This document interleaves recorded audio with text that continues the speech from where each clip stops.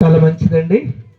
Greetings అంటే ఏంటో అర్థం తెలియజేసి వారి బాల్య కాలంలో వారికి జరిగినటువంటి చక్కని అనుభవాన్ని మనతో పంచుకున్నారు. అలాగనే పరిశుద్ధ గ్రంథంలో ఉన్నటువంటి ఒక మంచి సందేశాన్ని, ఎందుకంటే ఇందాక ఒక ఆయన ప్రార్థన చేస్తూ 2023 గడిచింది, 2024లో ఒక మంచి తీర్మానం చేసుకొని ఇక్కడి నుంచి వెళ్ళేలాగున మమ్మల్ని దీవించు ప్రభువా అని అడిగారు. నిజమే, ఎందుకంటే 2023 చివరి క్షణాలు చూచి 2024 చూడలేని వాళ్ళు చాలామంది ఉన్నారు. 2024లోకి వచ్చిన తర్వాత ఈరోజు 8 రోజులు ఆల్రెడీ గడిచిపోయి 7 రోజులు గడిచిపోయి 7 రోజుల్లో కూడా ఈరోజు చూడలేని వారు చాలామంది ఉన్నారు. కనుక ఈరోజు దేవుడు మనకి ఇచ్చి ఉన్నాడు కనుక దేవునికి కృతజ్ఞతార్పణలు చెల్లించుకుంటూ మన యొక్క ప్రవర్తన, మన యొక్క జీవితము దేవునికి ఇష్టకరముగా ఉన్నదా లేదా అని ప్రతినిత్యము పరీక్షించుకుంటూ ఉండాలి. మనిషి ఆశాజీవి. మరి దేవునికి ఇష్టమైన పని చేస్తే మనకి ఏంటండి లాభం అనే అడిగేవారు మీలో ఎవరైనా ఉండొచ్చు. అలా అనుకునేవారు ఎవరైనా సామెతల గ్రంథము 16వ అధ్యాయము 7వ వచనం చూసినట్లయితే, యెహోవాకు తన ప్రవర్తన, ఎవరి యొక్క ప్రవర్తన? మన యొక్క ప్రవర్తన యెహోవాకు ప్రీతికరమైతే శత్రువులను సహా మిత్రులనుగా చేయగలడటండి. సామెతలు 16:7 వచనంలో ఉంటుంది.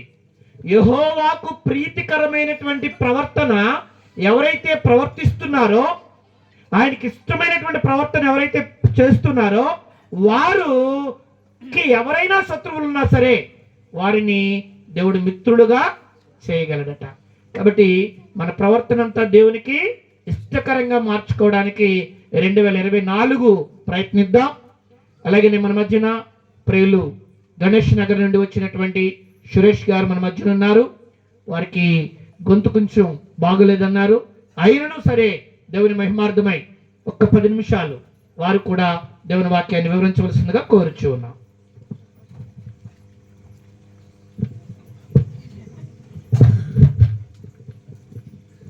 అందరిగా ఉన్నానండి. స్టేజ్ మీద ఉన్న బోధకులను బట్టి, అలాగే స్థానిక సంఘం బట్టి, స్థానిక సంఘ బోధకు ప్రేమ కుమారుని బట్టి, ఈ కూడికి వచ్చిన సహోదరుని సోదరుని బట్టి తండ్రి అయిన దేవుడు తన కుమారుడైన క్రీస్తునందు మీ అందరికీ నా హృదయపూర్వకంగా తెలుస్తాను. నా ముందుగా సహోదరులు తెలియపరిచారు శుభాకాంక్షలు. అంటే గ్రీటింగ్స్ అనేది తెలియపరచడం అనేది మొదట ఆయన తెలియపరిచాడు, దాని కొరకు నేను మాట్లాడదలుచుకోలేదు. అయితే ధనాన్ని మన కీర్తన 65వ కీర్తన మనం చూసినట్లయితే చాలామందికి దేవుడు సంవత్సరం తర్వాత సంవత్సరం దయాకిరీటాన్ని ఎందుకు ఇస్తున్నాడు అనేది 2 విషయాలు చెప్పి నేను ముగిస్తాను. ఈ ధనాన్ని మన క్రైస్తవ మన జీవితాన్ని జీవించినప్పుడు, అంటే పరిశుద్ధ లేఖనాలు చూసినట్లయితే క్రైస్తవ యొక్క జీవితం ఏ విధంగా ఉండాలనేది ధనాన్ని పరిశుద్ధ లేఖనాల ద్వారా మనకు తెలియపరుస్తుంది. అయితే మీకు 2 వచనాలు చెప్పి ముందు కాదు. అలాగే గ్రీటింగ్స్ కూడా ఎలా చెప్పాలంటే, కొలసీలు రాసిన పత్రిక 3వ అధ్యాయం 17వ వచనంలో ఇక్కడ ఏం చెప్తారంటే, మీరు మాట చేత కానీ క్రియ చేత కానీ ఏం చేయమన్నాడండి ఇక్కడ? దేని ద్వారా చేయాలండి? చదవండి.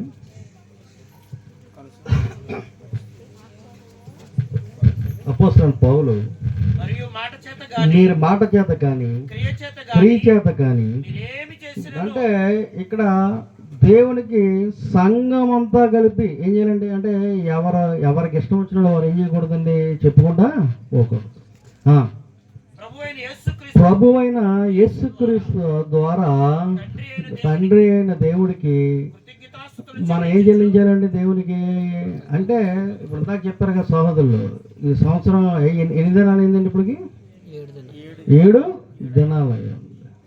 అంటే చాలా మందిగా సంవత్సరం తర్వాత సంవత్సరం దయాకిరీటం దేవుడు మనకు అనుగ్రహిస్తాడంటే, ఈ యొక్క సంవత్సరం తర్వాత సంవత్సరం ఇక్కడ మనిషిలో లైఫ్ స్టైల్ మారుతుంది. ఏం మారుతుందండి? లోకం అలా ఉన్నట్లయితే క్రైస్తవులో కూడా ఏం చేసుకున్నాడంటే, ఈ సంవత్సరం వచ్చిన సెల్ ఫోను, ఈ సంవత్సరం వచ్చిన టీవీలు, ఈ సంవత్సరం న్యూ అప్డేట్ అవుతున్నాడు తప్ప సంఘము ఇక్కడ చెప్తుంది. ఇందాక చెప్పాను కదా మీకు, కొలసీలు 3:17 సంఘములోని నా యొక్క ప్రవర్తన వాక్యానుసారంగా నేను అప్డేట్ అవుతున్నానా లేదన్నది చాలామంది ఏం చేస్తారండి, పట్టించుకుంటున్నారు. ఇక్కడ అందుకే యేసుక్రీస్తు వారు ఆయన భూమి మీద ఉండగా ఒక మాట ప్రభా ప్రభు అన్నదంతా కూడా ఎక్కడికి వెళ్ళండి వీళ్ళు పరలోక రాజ్యము ఇక్కడ అపోస్తులు మనం చూసినట్టయితే 2వ అధ్యాయంలో సంఘం ప్రారంభం చూసాము. ఒక విశ్వాసే అంటే ఆత్మ మూలంగా నీటి మూలం రక్షించి క్రీస్తు యొక్క స్వరక్త సంపాదించి ఆయన యొక్క సంఘం ద్వారా ఆయన రాజ్యంలో మనం ప్రవేశం. ఆ రాజ్యం యొక్క ప్రవేశంలో మన దైనందిక జీవితాన్ని ఇది వరకు రక్షణ లేనప్పుడు నడిచినట్టు నడిస్తే ఇది కుదరదు మనకి. పౌలు అంటాడు అన్నమాట, నేను ఈ శరీరంతో అన్ని చేయడానికి ఏముందండి పౌలకి అన్నాడు, అధికారం ఉన్నను కొన్ని చెయ్యొచ్చు కొన్ని చెయ్యకూడదు అన్నాడు.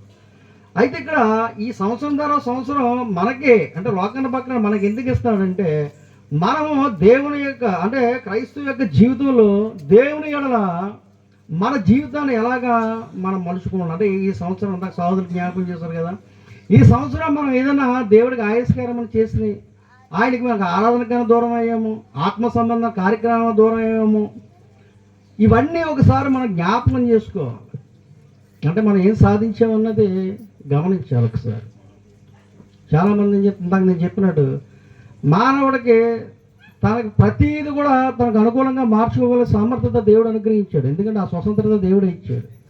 కానీ ఆత్మ సంబంధమైన జీవితాన్ని క్రైస్తవులు లోకంలో జీవించినాడు ఏం చేయకూడదని ఇక్కడ క్రైస్తవులు జీవించకూడదు. ఇక్కడ 2 వచనాలు చెప్పి నేను ముగిస్తాను. ఇక్కడ క్రైస్తవ యొక్క జీవితం ఉన్నతమైన ప్రమాణములు కలిగిన యొక్క జీవితం ముందు మనం అడగాలి.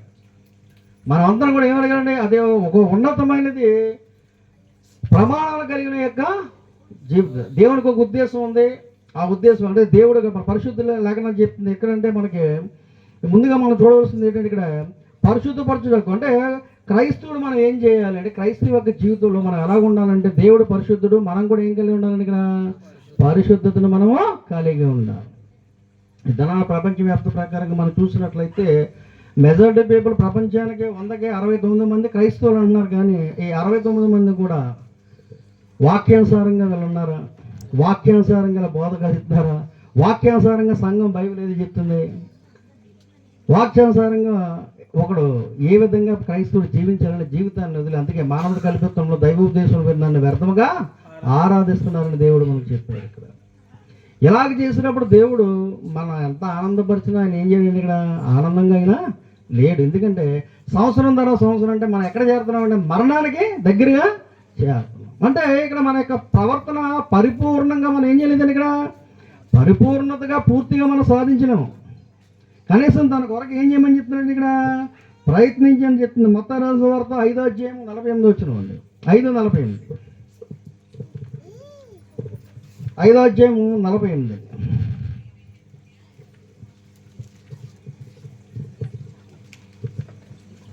మీ పరలోకపు తండ్రి అంటే ఇప్పుడు మనం పరిపూర్ణంగా ఉండాలా ఉండక్కర్లేదండి. ఇది ఎవరు బోధిస్తారు? మన పరలోకపు తండ్రి ఏమైనా ఆయన పరిపూర్ణుడు కనుక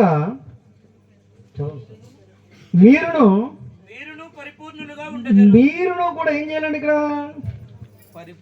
పరిపూర్ణములుగా. అదే సినిమాలో చూపించినట్టు 1 daysలో 2 daysలో మారిపోదు. అది ఏట కాబట్టి ఏం చేస్తాడంటే ఒక చెడ ప్రవర్తన కలిగిన వ్యక్తి 4-5 రోజుల్లో మారిపోతాడు. ఒక కొత్త నూతన స్వభావం చూపిస్తారు. అది ఏట వరకు. అంటే ఇక్కడ ఈ భూమి మీద మన దేవుడిచ్చిన ఆయుష్ దినములన్నీ కూడా ఇక్కడ అందుకే ప్రకటనలో కూడా చెప్తారు ఆయన నామాల నిమిత్తం అనేక అవమానాలు ఇబ్బంది అంటే మరణం వరకు ఏం చేయమన్నాడు ఇక్కడ సహించిన వాడే నిత్య జీవాన్ని ఏం చేస్తాడు ఇక్కడ చేయబడు. అంటే బైబిల్లో మనం చూసేది అయితే ఇక్కడ క్రైస్తవ జీవితం ఉన్నత ప్రమాణం ఇక్కడ ఏం చెప్తున్నారంటే మీ పరలోకపు తండ్రి పరిపూర్ణంగా మీరు కూడా ఏమి ఉండాలి ఇక్కడ పరిపూర్ణై ఉండాలి. దేవుడు పరిపూర్ణంగా ఉన్నాడు కాబట్టి మనం కూడా ఏం చేయాలి ఇక్కడ పరిపూర్ణంగా ఉండాలంటే మనం ప్రయత్నించాలి. ఒక దినాన్ని వచ్చి పరిపూర్ణతది కాదు. ఇందాకే చెప్పాను కదా, గత సంవత్సరం అయిపోయింది. ఈ సంవత్సరంలో మన దైనందిక జీవితంలో అంటే దేవుని యొక్క అంటే మన ఇక్కడ ఉన్న ఇప్పుడు నూతన సంవత్సరం దేవుడు దయాకిరీటం మనకి ఇచ్చినప్పుడు మన యొక్క ప్రవర్తనలో ఏమన్నా ఏమిటంటే లోపములు ఉంటే ఏం చేయమన్నాడండి ఇక్కడ సరిదిద్దుకుంటే దేవుడు ఏం చేశాడండి ఈ సంవత్సరం అనే దయాకిరీటము. చాలా మంది అలాగైతే సార్ అంజజనులు కూడా ఇస్తున్నాడు కదా అనుకోవచ్చు,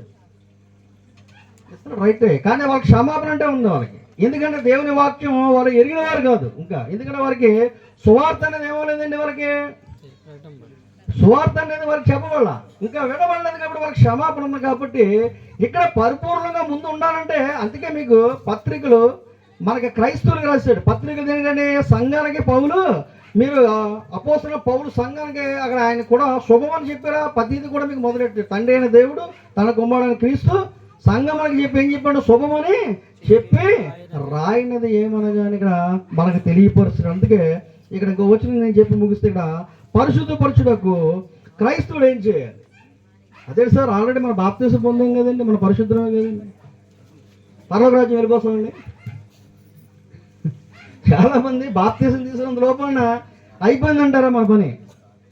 ఇది బిగినింగ్ ఏంటంటే ఇక్కడ మనం కొత్తగా జన్మించి దేవుని యొక్క రాజ్యంలో ఉన్నాం కాబట్టి ఇక్కడ పరిశుద్ధపరచుటకు క్రైస్తవుడు ఏం చేయాలంటే ముందుగా ఇక్కడ ఏం చెప్తుందంటే ముందుగా 2 తిమోతి రాసిన పత్రిక 2వ అధ్యాయము 15 వచ్చిన ఇక్కడ ఏం చెప్తుందండి? ఇక్కడ దేవుని యొక్క వాక్యమును బాగా ఏం చేయాలండి? ఇక్కడ చదవాలి. ధనాన్ని దేవుని యొక్క వాక్యము ఎప్పుడు చదువుతున్నారండి? అంటే చాలా మంది గృహప్రవేశాలకు వెళ్ళినప్పుడు, ఆదివారం ఆరాధన చేసినప్పుడు, వివాహ సంబంధం ఉన్నప్పుడు ఇక్కడ చేస్తూ ఉంటారు. ఇక్కడ ఏం చెప్తుందంటే పౌలు తిమోతి రాసిన పత్రిక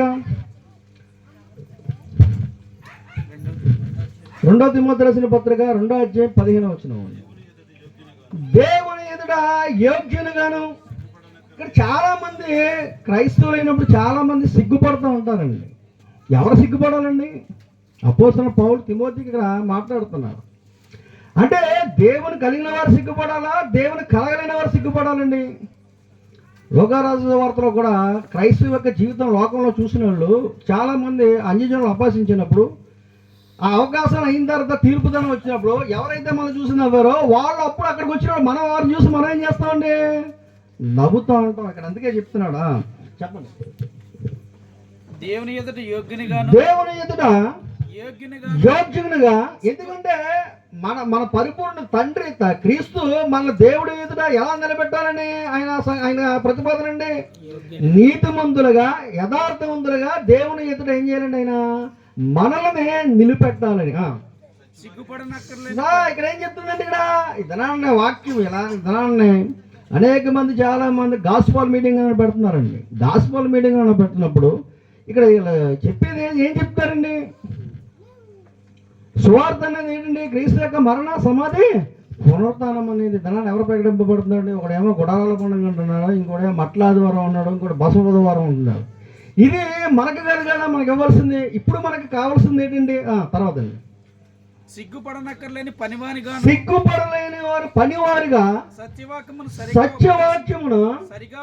సరిగా ఉపదేశించినకును నిన్ను నీవే దేవునికి ఎవరితో మాట్లాడుతున్నారండి? ఇక్కడ అది అర్థం చేసుకోవాలి మీరు. ఎవరితో మాట్లాడుతున్నారండి? ఈ పత్రికలో ఉన్న పేరు ఎవరండి? పౌలు తిమోతిగా తెలియపరుస్తున్నాడు అనమాట. సత్యవాక్యాన్ని బోధించడానికి నువ్వేం చేయాలంటే ఇక్కడ సిగ్గు మనము పడకూడదు. అలాగే దేవుడు మనం ఇక్కడ ఎక్కడ ఈ క్రీస్తు ప్రభువారు కూడా అదండి, ఎవరైతే భూమి మీద నన్ను ఒప్పుకుంటారో వారే నేను పరలోక రాజ్యాన్ని నన్ను ఒప్పుకుంటే మొదటగా పరిశుద్ధపరచుటకు ముందుగా క్రైస్తవుడు ఏం చేయాలంటే అనుదినము దేవుని యొక్క లేఖనమును ఏం చేయాలంటే ఇక్కడ ఇదే 2 తిమోతి రాసిన పత్రం 3:17 అంటాడు. ఇక్కడ మీరు ఇక్కడ ఏం చెప్తున్నాడండి? దైవజనుడు ఏమవ్వాలండి? ఇక్కడ సన్నద్ధుడై ప్రతి సత్కారం ఏం చేయాలంటే పూర్ణంగా గైకోవాలి. ముందు బోధించేవాడు అది గౌరవపడాడు అయితే ఇంకా సంఘాన్ని ఏం నడిపిస్తాడండి? ప్రతి సత్కారంగా పూర్ణముగా గైకుండకు, ఉపదేశించుటకు, అంటే తప్పు దిద్దుటకు, తర్వాత నీవు నేర్చుకుని ఇది కదలే చదువు అక్కడ నేను చెప్పేస్తాను, మీరు తీయక్కర్లేదు. తప్పు దిద్దుటకు ఏం చెప్తుందంటే దైవజనుడు ప్రతి సత్కారం పూర్ణంగా ఖండించుటకు, ఉపదేశించుటకు, నీతి యందు. ఇప్పుడు స్థానిక బోధకులు సత్యాన్ని బోధించినప్పుడు కొన్ని చెప్పినప్పుడు అవి నా కొరకే అనుకుంటారు చాలా మంది. ఎందుకంటే స్థానికంగా బోధకులుగా సహోదరులు మీ ఎవరి మీద ఏమి లేదండి, ఇక్కడ కోపం అనేది లేదు. ఎందుకంటే మీరు ఆరాధించేటప్పటికి ఇబ్రీ రాసిన పత్రికలో అక్కడికి ఏం చెప్తుందంటే మీరు కొందరు మానుకున్నట్లు మీరు సమాజంగా కూడకుండా మానొద్దంటే సహోదరులు 2-3 వారాలు ఎవరైనా రాకపోతే వాక్యంతో బోధిస్తే ఇది నా కొరకే అని ఆరాధన మానేస్తే ఎవరికి నష్టం అండి? చాలామంది అలా జారిపోయిన కూడా చాలామంది ఉన్నారు. అంటే వాళ్ళ ప్రవర్తన ఏం చేయాలంటే ఇక్కడ భూమి మీద దేవుడు తన దయాకిరీట మనకి ఇచ్చాడు కాబట్టి ఇశ్రాయేలీయుల్లో కూడా పలుమార్లు దేవుడికి వ్యతిరేకంగా తిరిగిన రండి మనం వివాదము తీర్చుకుందాము, మీరు నా యొద్దకు రండి, నల్లా మన్నీని మీ ఎడల నేను కనికరం చూపిస్తా. క్రైస్తవ యొక్క జీవితం అందుకే పౌలు అంటాడు, విశ్వాస సంబంధమైన జీవితంలో మన కుడుముకైనను ఎడమకైనను పడిపోకూడదు. ఎందుకంటే పౌలు అంటున్నాడు, ఏమంటున్నాడంటే, నేను మీ అందరికీ ప్రకటించి బోధించిన తర్వాత నేనే భ్రష్టుని అయిపోతానంటే నువ్వు అనుదినము దేవుని యొక్క వాక్యంతో నువ్వు ఏం చేయాలండి, ఇక్కడ సరి తోగాలి. అంటే మన జీవితానికి కావాల్సినవి అన్ని అప్డేట్ అన్నీ కూడా మనం అవుతున్నాం తప్ప ఆ సంఘంలోని స్థానిక యొక్క సంఘం యొక్క సభ్యులుగా సంఘం క్షేమాభివృద్ధి, సంఘం ఇంకేం చేయాలండి, ఇక్కడ సువార్త యొక్క పరిచయం చేసే విషయంలోని మనం ఏ విధంగా ఉన్నాం, సువార్త పరిచయం చేసే పని బోధకుడిదేనా సంఘం అవుతుందండి అని చాలామంది ఆయనే చూసుకుంటాడండి. ఎక్కడి నుంచి వస్తాయండి చూసుకుంటాకి? కాదండి, సంఘమే చేయాలి. ఇప్పుడు పౌలు మిషనరీ పని 3 మిషనరీ ప్రయాణాలు చేస్తాడండి. అంటే 3 మిషనరీ ప్రయాణాలు చేస్తున్నప్పుడు పౌలు దగ్గర ఉన్న డబ్బు సరిపోలేదు. అంటే ఓ సందర్భంలో అక్కడ మాసిదోనియా యొక్క సంఘం కొరకైనా మాట్లాడాడు, పిలిపి దగ్గర సంఘం కొరకు ఒకసారి మాట్లాడు. వీళ్ళందరూ దేనికి, దేవుని యొక్క సువార్త యొక్క పరిచయకి ఏం చేశారు వీళ్ళందరూ కూడా అండి. తర్వాత ఇశ్రాయేల్కి ఏం చెప్పాడండి, మీరు 10వ వంతు అడిగాడు దక్షిణ భాగాలు, అంటే మీ ఆస్తిలోని ఎందులో అడిగాడండి, వాళ్ళ సంపద ఆస్తిలోని. అపోస్తలుల గారు ఏమో మనం చూసినట్లయితే ఆదిమ సంఘం ఏం చేసిందండి, తమ స్థిరాస్తులు ఎవరికి అమ్ముతారండి. ఇప్పుడు మన ఆస్తులు అమ్మామంటే మన కుటుంబ సభ్యులకి, మన రక్త సంబంధుల కోసం అమ్ముకుంటాం అండి. సువార్త పరిచయం కొరకు అమ్మి ఇవ్వడం అంటే మన ఈ బాబు పోలండి అయ్యగారి సంగతి మేము మాకు దేవుడు వద్దండి అంటే ఇక్కడ అంటే ఆ విశ్వాసం అంటే సంఘం వారు ఎంతలా వెళ్ళిపోరండి అంటే వారు ధనాన్ని ఎక్కడ సమకూర్చుకున్నారండి, వాళ్ళు పరలోక రాజ్యాన్ని సమకూర్చుకున్నాడు. ఇక్కడ స్థానికంగా మనం ఉన్నప్పుడు ఈ సువార్త యొక్క పరిచయం చేయడానికి మీకు ఖాళీ లేకపోతే పరిచయం చేసినప్పుడు మనం వారికి ఏం చేయాలండి, ఇక్కడ సహాయాన్ని ముందు కూర్చోాలి. ఇప్పుడు అంజుజన్లు గుళ్ళు దగ్గర ఉన్నాయంటే వాళ్ళకి జీతాలు ఇస్తుంది గవర్నమెంట్. చర్చిల దగ్గర పాస్టర్లకు ఏమివ్వరండి, బోధకులకు ఏమివ్వరు, ఇస్తారా? సెక్యూరిటీ ఉండదు, జీతాలు ఉండవు అండి. ఏముంటాయండి? ఇది ఎవరు ఉండాలండి ఇక్కడ? ఎవరండి? ఇది బాధ్యత ఎవరికి ఉందండి? సంఘంలో పెద్దలు ఉంటారు, సంఘంలో ఉన్నవారు. ఇదంతా ఎందుకు చేయాలండి? ఎందుకు నేను దినాన్ని వాక్యం చెప్పానంటే, చాలామంది ఏంటంటే క్రైస్తవ జీవితాన్ని ఎలా జీవిస్తారంటే, ఈ సంవత్సరం అంతా దేవుడు మమ్మల్ని విస్తారంగా కాపాడేసరి కృతజ్ఞత పెట్టుకుంటాడు. అయితే తన జీవితంలో ఏం మార్చుకున్నామండి? మన జీవితంలో ఏం మార్చుకున్నాం? ఈ సంవత్సరంలో, గత సంవత్సరం ఎన్ని ఆత్మలు రక్షించాము, ఈ సంవత్సరంలో నేను ఎన్ని ఆత్మలను నేను రక్షించగలను. గతంలో నేను చేసిన పొరపాటు ఏంటి, ఈసారి నేను చేసిన పొరపాటు ఏంటి? ఈ సంవత్సరం దేవుడు నాకు దేనికి ఇచ్చాడంటే తినడానికి తిరగడానికే. క్రైస్తవులు కాదండి. ఇక్కడ నేను చెప్పే అంశం ఏంటంటే గొంతుకు పోలేదు, ఇంకా నేను మాట్లాడాలనుకున్నాను, కానీ ఇక్కడ మాకు చెప్పే ఇంకో వచనం నేను ముగిస్తాను. 1వ కొరింథీయులకు రాసిన పత్రిక 4వ అధ్యాయము 6వ వచనం. 4:6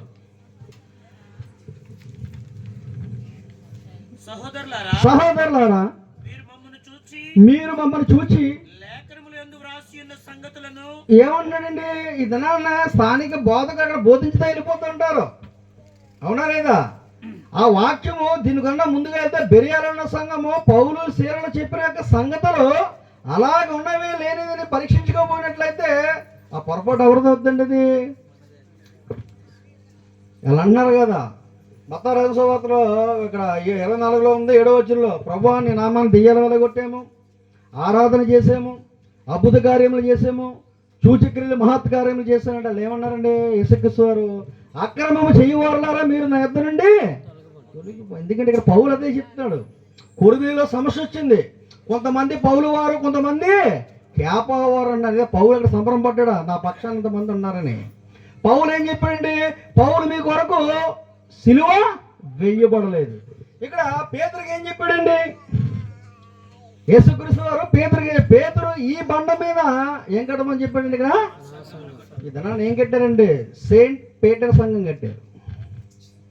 యేసుక్రీస్తు వారు అది కట్టమని చెప్పాడండి పేతురుకి.